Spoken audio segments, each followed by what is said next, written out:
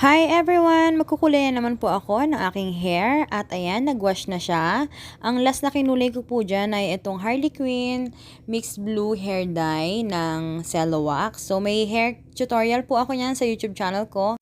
Ayan, Bermuda ang brand na aking gagamitin, 1266 at 0.19 Ash. Ayan, gagamitan ko ng Superflex para ma-less damage ang aking hair. At ayan ang aking oxidizer na gamit, Sora 3%. Then ayan, minix ko na sila. Inubos ko na yung Superflex. Dapat po naka-bleach yung hair mo bago mo i-apply ang ganyang colorant. And ayun, babad mo 45 minutes, tapos yan ang result.